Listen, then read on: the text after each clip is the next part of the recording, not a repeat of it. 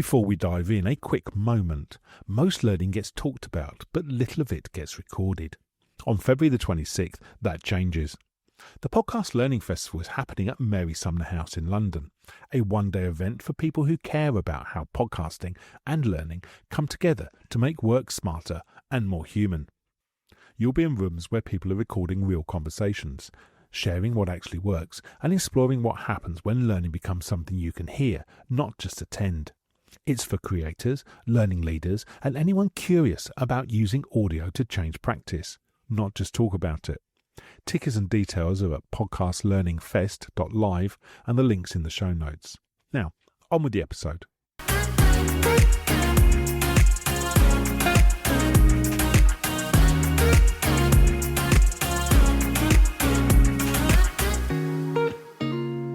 Hello everyone and welcome to this episode, the third sector one of the Women Talking About Learning podcast. I'm Andrew Jacobs. First of all, Happy New Year for 2026. And we're kicking off the first of this year's episodes. Having worked in the third sector for some time in my career, this is a subject that is close to home. L&D in the third sector often operates with limited time, capacity and budget compared to the private sector. This necessitates creative, cost-effective solutions. And to discuss this further, we have four fantastic guests. Our first guest is Kerry Gabriel O'Sullivan. Kerry is a learning and organisational development leader with over 15 years' experience in the third sector within animal welfare.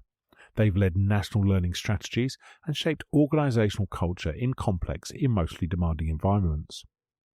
Our second guest is Edwina Daniels. Edwina is an experienced learning and development leader with a strong track record in the charity sector. She specialises in creating accessible, engaging and inclusive learning solutions that drive impact and foster engagement. Our third guest is Suze Taylor. Suze is a learning and development manager with approximately 20 years' experience designing and delivering impactful learning strategies. For the past 4 years, she has worked in the charity sector with St Peter's Hospice, creating programs that build leadership capability and foster a culture of learning. Our final guest is Emma Withnell. Emma is a learning and development professional with over 15 years' experience designing and delivering engaging learning across the NHS, education and social housing. She's a qualified and experienced coach, specialising in supporting neurodiverse individuals and women to build confidence, recognise their strengths and perform at their best. Recorded in November 2025, this is a wonderful conversation, so please settle back and enjoy. This is Women Talking About Learning. This is Kerry, Edwina, Suze and Emma talking about the third sector. Hi everyone, it is absolutely great to see you. How are you all doing? Yeah, good, thank you. Very good, thanks. Fantastic, thank you very much. I'd love to know a little bit about kind of what got you guys to come on and do this podcast today and kind of how you got to where you are now and where we're sat here today. Yeah, so I think for me it was contact through other network sort of colleagues within L&D who mentioned this, and I wasn't aware of the podcast, and having listened to some episodes now I thought it would be really interesting to take part, and definitely that third sector aspect in terms of what's unique about our sector, because I think we probably just take it for granted sometimes, and it's not until you start talking to others and realise that there's a lot of shared experience and perspectives to be had. Yeah, so that was my thinking, Suze. Thanks. That's a really good point, Edwina, because you talked there about networks and connecting with this through other platforms. And we use Charity Learning Consortium, and that was who introduced us onto this platform as well. And likewise, it's opened me up to these podcasts and had a chance for me to listen to a few other things as well. It's been really useful. Kerry, what about you? Yeah, me too. Ed and I used to work together many moons ago, and so similarly we sort of heard about it at the same time, and I really value connecting with other people in the sector, and particularly wanted to hear about people's experience working and learning in third sector and women. You know, it's something that I think we'll have unique perceptions on. But also I feel, you know, particularly for me, my experience of working in L&D in the sector, that it is actually mainly women working in it. So you know, I think we've got a lot of interesting perspectives that we can share. So I'm looking forward to talking to you today. How about you, Emma? Yeah, but same as you, Suze. I heard about the podcast through the Charity Learning Consortium, and the community that is built kind of around that has been really great for me. Opened up a lot of opportunities for networking with other people in the third sector and in learning. And like you say, Kerry, particularly women, we are quite a women dominated kind of profession, I think. For me, coming on the podcast was a really great opportunity to hear from some other really great, clever women, and share some of that and absorb some of that. It's interesting. Thanks, Emma. Oh, go ahead, Edwina. I was just going to pick up on what you'd said, Suze. Well, actually, about I can't remember who it was who actually said it, but I think a couple of people have mentioned about being women in learning and in the third sector, that there's a lot of women in sort of in our charity sectors or the sectors that we're working in. Yet we see normally across the board, there's a lot of men, though, in senior positions, that women are underrepresented. And I wonder whether that's the same experience for us in the third sector. Is the fact that we have a lot of women in L&D in the third sector also replicated at that senior level? It's an interesting point. I can't say that there is a lot of women at the senior level in my organisation, but likewise, that hasn't always been the case.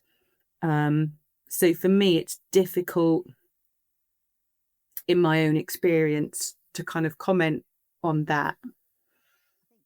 What about you, Suze? Thanks, Emma. Working in health and care sectors, you do see it's more predominantly female, typically around 70% or more in this industry. So learning naturally is higher in female population, but in a kind of sector that is higher in females as well, it's even more so. So we do definitely see that more kind of predominant female base. But I think in charities as a whole, I'm working with a lot of the charity network I've been building over time. I'm seeing a lot more kind of female peers than I have when I've worked in the corporate world. I think that's interesting. I think when we look at charity and being a purpose-led organisation and what that means, but also I think there's pieces around the flexibility in our sector and the kind of the policies that we see in organisations like health and social care, where there is more hours to be worked, a coverage of hours, again, offers a lot more flexibility. So I think there's also the purpose side of things, but also that flexibility that leans into a women-led sector as well. But yeah, purpose-led's really, really interested on this one around kind of the empathy piece and women working in a purpose industry. What do you think, Kerry? Yeah, I was reflecting on that. Do you think it draws women to this area of work because of the sort of the care, empathy, and sort of relational skills that women can bring to this, to working, learning, and development? And I'm not saying that's that is only it's only gendered skills. I really want to kind of get away from that kind of conversation as somebody who doesn't really buy into sort of gender stereotypes.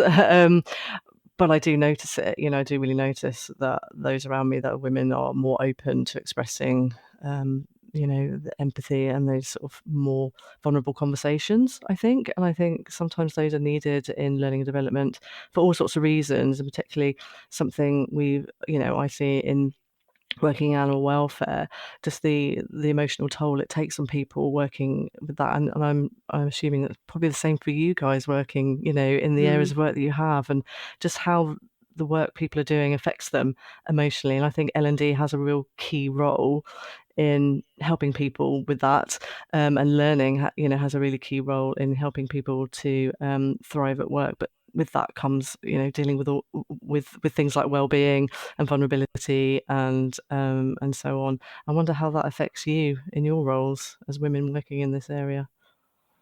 It's interesting you said that, Kerry, because I was just thinking, do you think then that for us as, women in learning in the third sector, we have a responsibility to open up those doors in terms of empathy and being able to be vulnerable and have those conversations that traditionally, like trying to stay away from gender stereotypes. I agree with you, Kerry, but traditionally women have been allowed to do that more than men. Do you think we have a responsibility in L&D to open up that door for more people in these industries? But also, do you think that then that has the potential to take a toll on the women who are working in L&D, who have to then carry that kind of burden? Yeah, I mean, I think women. I think learning in itself does have responsibility in terms of supporting people. So, people, particularly in the areas that we work in, were people that are dealing with trauma, that are dealing with vulnerability, in crisis, whatever it might be. Learning does have a really key role in holding space for that and looking after people's well-being. And I think it does take its toll on people. I think there is a responsibility, particularly working in the charity sector or third sector. It's hard to put that away at the end of the day, isn't it? There's it's such a purpose-driven work that we do that it can feel important, and it can feel like something we can't just sort of let go of at the end of the day. And we can carry that as well, because we're trying to support people who are also carrying a heavy load at times. So I think it can. I think women are probably, although again trying to steer away from gender stereotypes, I see that women do carry that a bit, and probably take on more of that responsibility to try and support others. What's your view, Ed? Yeah, I agree, and I think L&D, it's sort of linking into that culture and purpose piece for me, in that we say very often in working in the third sector that we're purpose driven, and it's very sort of clear, the purpose within the charity sector, and it's what draws a lot of people to work in an organisation as well as volunteer, I think. And that can have its downsides, because for example, in an organisation that's working in suicide prevention, such as Samaritans, you often have people with lived experience. So therefore, it's a really delicate balance with having somebody involved in your organisation who brings that level of lived experience, and how you support them through their sort of onboarding, their learning journey. I think some charities can attract people with lived experience themselves. So you have learners with a lot of vulnerabilities, actually, who are really, really closely tied to the purpose of the organisation. And that can be a very difficult thing to deal with. So you're training people who are very vulnerable, but you're also working alongside people who also may have that lived experience. And so, yes, I think I find in our organisation it does attract a lot of women more than men in terms of staff members. And I think we do have a responsibility to really help male managers, therefore, empathise better and really understand the people that they're line managing, if that makes sense. It makes a lot of sense, Ed. And we see it a lot in our industry in terms of the lived experience. We've got colleagues who have been through something similar that we are supporting our client base with. And then that becomes a kind of tricky balance, doesn't it? Like you say, we're supporting the colleague through their learning and their development, while they're potentially still going back through some of that, trauma, essentially, and then supporting our clients and service users as well. So that's a tricky balance. And I think you make a good point about how we support our male colleagues in that, and how we support them to understand. I wonder how you kind of tackled that a bit, Ed. Yeah, I think it's when looking at leadership behaviours, and I think there's more we could do actually to really track that in terms of perhaps gender. It would be interesting. I don't think it's certainly not something we've done in L&D. But certainly when we look at, those leadership competencies that we want to develop, that human connection is a really important part of that, and how to have really authentic, caring conversations. To me, it's about that part of, the trust equation, where you have that, you can be credible, you be reliable, but you also need to have intimacy as well in order to really build trust. And I think that's where, and it's not just men, because that would be hugely stereotyping, but a lot of people really struggle with that intimacy piece, about really getting to know people on a personal level, boundaried, of course, in terms of sort of line manager relationships. But that's so integral to forming trust, I think. And yeah, I think there's people will have different expectations of support, and a generation perhaps comes into this as well. Actually, I'd be really interested to see what people think in terms of what different generations expect in terms of support. I see more sort of expectation of support from younger generations rather than sort of older generations, because you kind of like brought up, we just get on with it. You don't talk about that. That's not a subject that you will open up about. Menopause being one, for example, you would not discuss that, and you certainly would not discuss that with a male, line manager, for example. Whereas now, I think it's much more expected, or starting to become much more expected.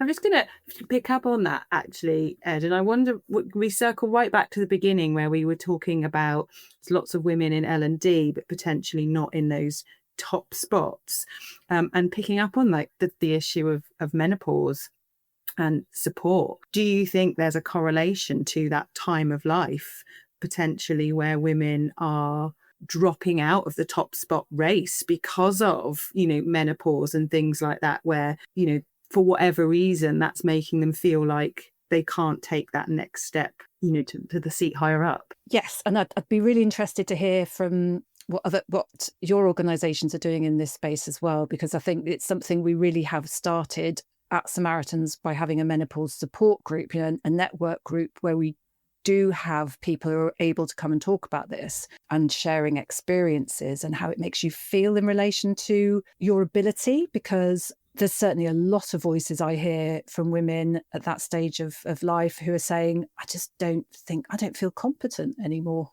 actually. What's happened to me? Can I really do this? Am I any good at what I'm doing? And I think perhaps sometimes women have those sort of that imposter syndrome more than men sometimes anyway. But I think when you hit menopause, it just becomes even more difficult with all of those things that you experience along, with anxiety and just real self-doubt. Yes, and I think it does stop women from really being visible at that time of their life. I don't know what other people have done in their organisation. Yeah, I agree. I've only been at Battersea for a week, but they also have they also pay a lot of attention to menopause, which is wonderful, and they have an awareness group as well. And I think something I've been reflecting on recently is that when you get to the age when a woman gets, or someone who's assigned female at birth who is experiencing menopause, gets to the age where that's happening, they're also dealing with a lot of other life pressures. It's often that that they're taking care of children in the home if they have a family, and often parents and elderly family members as well. And it's just, it all kind of comes at once at a very similar stage of life. So I think menopause it can be a big factor, and we know that women tend to take a step back from work because of the pressures, and feeling like they can't perform, or they are not going to be able to succeed or achieve because of the way that menopause is affecting them, and so they're likely to reduce hours or even leave roles because of that, and that's really going to affect their progress in terms of seniority. If they're looking, if they're ambitious and they're looking to move into more senior roles, I think biology is against women, and it can really affect that happening, which is terrible. And it's why I'm so pleased to see more and more organisations focusing on menopause awareness and supporting those who experience menopause in the workplace, because it's so important that we get more women in senior roles for all the things that we've already been talking about. But there's real benefits to seeing women getting up there for a change. I'm very fortunate that in the organisations I've worked in, actually, whilst I'm seeing peers are there's a lot of women in the organisation working in the learning space. That's also the case at senior level, which is great in terms, someone like myself who's looking for those more senior role models who are women and are in influential positions.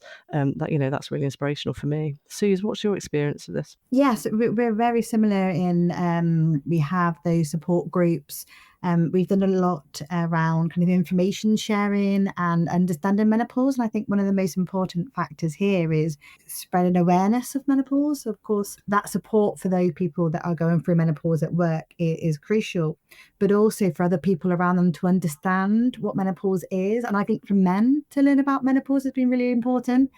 So there's been a lot of work we've been doing around that over the last couple of years. And I think importantly, both in corporate and charity sectors, is you're now starting to see more things around menopause policies and processes, and it's now becoming a factor of conversation and reasons for adjustment and so forth, whereas before it's quite a taboo topic.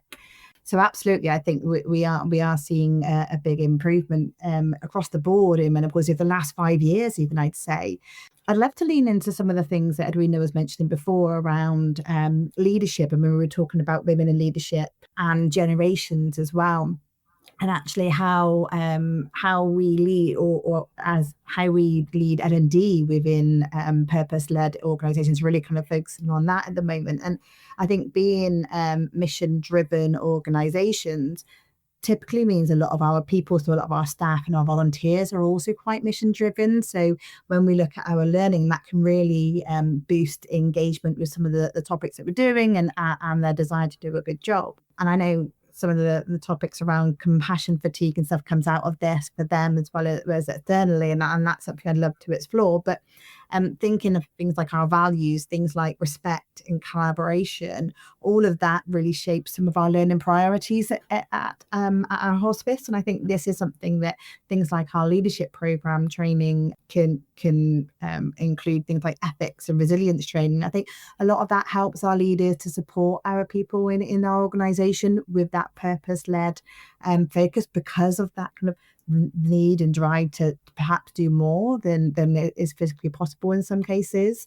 Some of the things we've been looking at around kind of coaching and mentoring to really help people as they kind of work through their careers at all stages. And then the other thing you were talking about around generations, and I'm really interested in the and I'd love to talk about digital learning at some point as well, because I think this is a generational piece, but looking at learning in different generations. And we're at a point now where we're still seeing boomers in our population, especially the volunteers. And we're also seeing Gen Z coming in, who are expecting more from their learning in the moment, really quick, really snappy, much more digital learning, mobile first, that kind of thing, whereas you've still got that preference for face-to-face for boomers as well. So I think there's a real piece here when you're leaning to generations earlier. I think from a learning perspective, we've got so many different angles to think about what our leaders need, gender, generation, all of that is key points to consider. What do you guys think? I think to pick up on your first point about purpose-led organisations and that being such a key focus of everything we do, at Samaritans, for example, it's about us as callers, about our callers. Our callers are what leads us as an organisation, and we've moved away from referring to ourselves as a volunteer-led organisation. We're caller-led. It's about those people that need us, and having that sense of purpose linked into through all of our learning, and everything that we do is about our purpose. But I think it's very easy to lose sight of, do we actually walk the talk? And we can say we're an organisation with values, our behaviours about support and trust and respect, for example, and power of human connection being really important. But what does that actually mean in practice? And are we living that as part of our culture?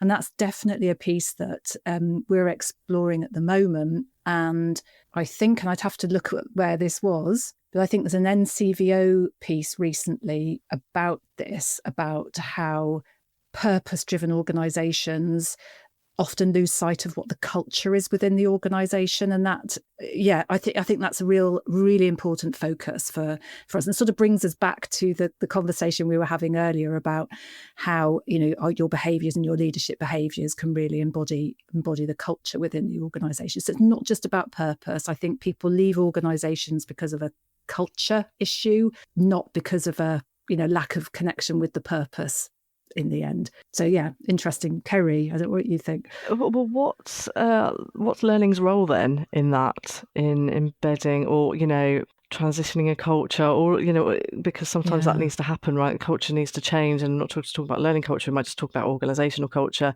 And having worked in animal welfare, I'm really acutely aware that there's subcultures that live within organizations as well. So what's learning's role in that, in culture, do you think? And what are the opportunities for learning to have an influence on it? I've often found myself describing L&D in our organisation as holding up a mirror to the rest of the organisation. So being really part of, how we shape behaviours and how we develop leadership behaviours, and, across, in all of our learning initiatives.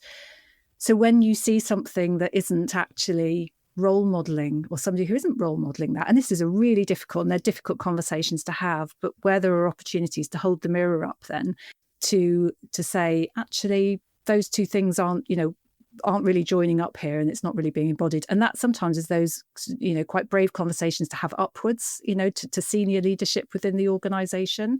But again, you have to have the culture where it feels safe to do that, which is difficult. So I guess it's almost like a never ending, vicious circle, as it were. But I think that's part of L&D's role. I don't know about you, Emma, what your thoughts are on that. I absolutely agree. I think, we talk about courageous conversations because that's ultimately what they have to be, but you're so right. There's got to be psychological safety alongside that for you to feel that you can be courageous. But in terms of culture, I think quite often we see at an executive level, those CEOs and executive team members kind of saying, this is our values, this is our culture, and then crossing their fingers and hoping for the best, because actually delivering that is everybody else's job. And I think when it comes to learning, it's our responsibility to tie everything we do back into those behaviours. If this is our culture, what behaviours sit underneath that to help drive that culture? Because we need everybody to be, committed to safety, for example, whatever behaviours it is that are right within your organisation, being customer focused. That's got to tie into everything we do. You can't just say, here, have some compassion fatigue learning. What does that actually mean? How is that changing the culture? And alongside this training, it's the stories we tell. What stories are going on, around the organization? And Kerry, you talked about subcultures, and that's often where those stories are, those little individual pockets of stories that are more powerful than our executive teams going, but this is our culture, let's just cross our fingers, off you go. How do we, I suppose the next question is, that's a great idea, but how do we get those stories out in the right way? Really interesting reflections. And I think learning and culture really do go hand in hand. And I think sometimes about our values and how we can embed that in our learning and what our learning can encourage. So straight away, I think about things like collaboration and how through learning initiatives, we are bringing parts of the organisation and those pockets of cultures together to share their experiences and share those stories. And I think sometimes the stories are best coming from those people and actually then sharing those in those populations. And interestingly, we were talking about kind of purpose being such a driver for people. And sometimes I think it takes something like learning to understand the impact people are having on purpose. And when we think about people being motivated or their intrinsic motivators being purpose, sometimes our role as learning specialists is to really reinforce that kind of purpose by showing the impact that they're having and these stories and transforming those stories into why that's had an impact on purpose and how that's helped us to achieve our mission. So almost linking every program that we deliver into our values and into our outcomes. So for example, when leaders see how their development improves, our patient care engagement score improve, and so they can see the links there. So I think learning has a huge impact on culture and bringing all of that those motivation factors into realization for them, but to connect the dots, so to speak. But yeah, I mean, bringing all the different values in is a real key factor, I think, into learning, and our initiatives can give so many different ways for them to do that. I think sometimes, particularly the organisations I've worked in, it can be quite difficult to reach people and to try and reach people all in the same way. And so you have to be quite creative, don't you, to think about, so that the values aren't just on a bit of paper or a poster on a wall. How do you bring people to that one culture rather than allow those subcultures to to continue? That's no mean feat, is it, to try and do that? And I think that's one of the challenges I've had, particularly working in third sector, is how do you reach those people, particularly on frontline, who are really prioritizing that work, that the real purpose driven work that is the reason that the organization exists, and really trying to reach them can be quite difficult. I think that's one of the main challenges for us working in the sector, in the animal welfare area that I do. What challenges do you find in your work? I'd agree, Kerry. I think it's getting something out to all the different organisations, particularly if you have quite a large geographical spread as well. So you're not just facing that challenge of, people doing completely different jobs in completely different areas. Some are office bound, some are hybrid, some are completely, out in the field. And you said it earlier, Edwina, about connection. And that's a real challenge for us. But I wonder if we're always focused on our idea of connection being completely in person, that in order to be connected, we have to be face to face with the people we're trying to reach. And maybe we need to, sort of linking into generationally, and your comment about the digital age, Suze, maybe we need to be cleverer about that in the third sector and think more about, how we get that connection. We've got young people. I've got, children who say they've been hanging out with their mates. Well, actually what they've been doing is sitting on their Xbox, on their headphones, talking to people that way. But for them, that they feel really connected. So how can we leverage some of that to alleviate some of these challenges? I don't know if there is a solution. That's really interesting, Emma. I think, that piece about distance and technology and how we get the messages across, I think it's so interlinked, isn't it? In an organisation, we've got 20,000 plus volunteers and only 300 staff. It's a completely different dynamic. And a lot of our volunteers are they're not linked into our digital systems, actually. So this comes to your point, Suze, about how we get learning out to people in that way. And a lot of that is due to financial constraints. We just don't have the money as an organisation to provide digital access and equipment to everybody.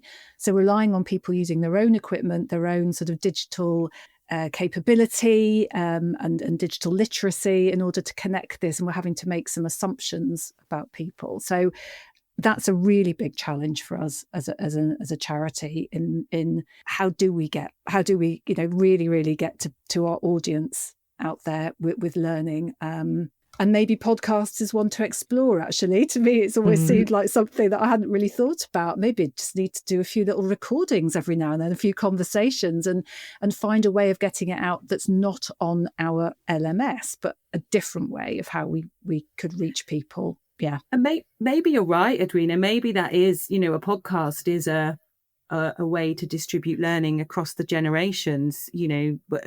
We always used to take the mick out of my nana for she'd still talk about the radio as being the wireless, and you'd go round and visit her for a cup of tea and a piece of cake, and in the background would be the wireless. It would just be, that noise.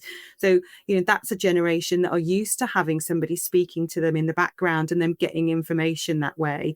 Right down through the generations, podcasts are available to everybody. And in terms of distance as well, our frontline workers who are out in the field, they can pop that on while they're in their vans going from this job to that job.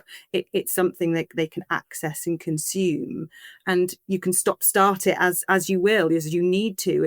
You haven't got that, or where was I in this? It just picks it back up where it was. So maybe, we giggled about it because we're on a podcast, so that seems great, but perhaps it is, actually a solution staring us in the face. I think one thing's for sure, I feel like we have to be creative working in our sector to reach people, because one format is not going to work with everyone, and also, the limitations we have on costs. And so I'm always thinking of what's the different solutions we can be using. Blended deliveries is is something we still focus on a lot. And I'm looking forward to sort of finding more creative solutions about how we reach people, particularly on the front line. I'd love to sort of continue that conversation with you all, because I think it's always an ongoing challenge, and that can lead to sort of further siloed working and those subcultures continuing, which is not a place we want to be. And so we're always looking at how we can develop more and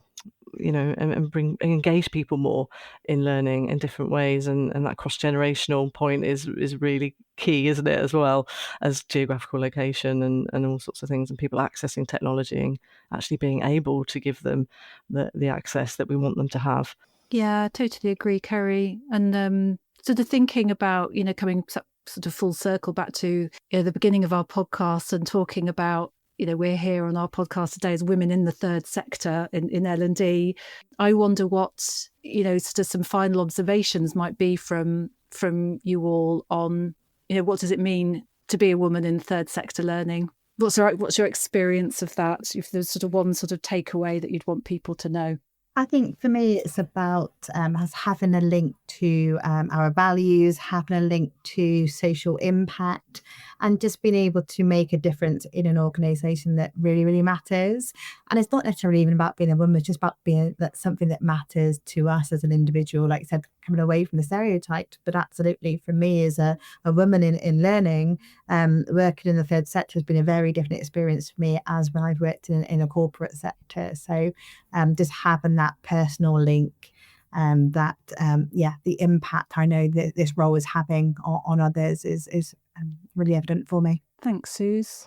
What about you, Kerry? Yeah, I think for me, what would want people to know is that working in the third sector is, it's wonderful. It's also extremely complex and challenging, and there are so many constraints that we have to work within and against sometimes, which makes it such an interesting, varied sector to work in. It's just the challenges are so interesting and very, very rewarding because of the nature of the organisations that we work in. So, working for a purpose-driven organisation is really inspiring to me. It's very, personally satisfying. Having worked in corporate before, I know this is where I want to be and where I want to stay. And I know that, you really feel like you can make an impact in this sector. I've definitely felt that in the organisations I work in. I hope, you feel the same too. But that is what drives me, and that's what drives a lot of people working in the sector in the first place, let alone in learning. But I feel like learning has such could have such a really key influence and needs to have more of a voice in organisations, because it really can drive so much positive change in an organisation. So yeah, I would say to people, come and do it. It's brilliant, really great experiences, and you'll learn so much. And I really hope people see the value that experience brings to someone working, and they can go and work in any sector. And I really, dislike the kind of the view that it's all much more important and high powered in the corporate world. But actually, I don't agree with that at all. I think charity is where it's at, and where you're really going to have some wonderful experiences and meet and work with some wonderful people as well, who you will want to be connected with for life because of it. So yeah, that's my thought on it. Totally agree. What about you, Emma? I think I would absolutely second Kerry. I've had a very squiggly career, and I've been very fortunate, I think, but I have always worked in public or third sector, so I don't necessarily have that third sector corporate comparison that you might have, and maybe that speaks to how great it is to work in the third sector in itself, that I've never had a desire to leave that. I think you're right, Suze, it's a values-led thing. There's feeling like you can do a really good job, but you actually have made a difference at the end of the day. And it is, it's been a theme through the whole podcast, that it's connection. I think often when you listen to friends who are in the corporate world, they're all quite secretive. This is my organisation, and this is what we do, and we can't reveal any of our secrets. Whereas the network and the connections that I've found through the third sector, the other women in the learning, it's great. And doing something like this, that you can just learn so much in half an hour of conversation. And I think that's the thing for me that has made being a woman in learning in the third sector so fab. Yeah, I agree, Emma. I think for me, it's about how we actually, when we do get together, we just share so much, don't we, about what we're doing, about how we're approaching stuff, innovations, ideas, tips, resources. I think there's a huge amount of openness within our sector, which is really great, and that we're all supporting each other on our, difference of purposes.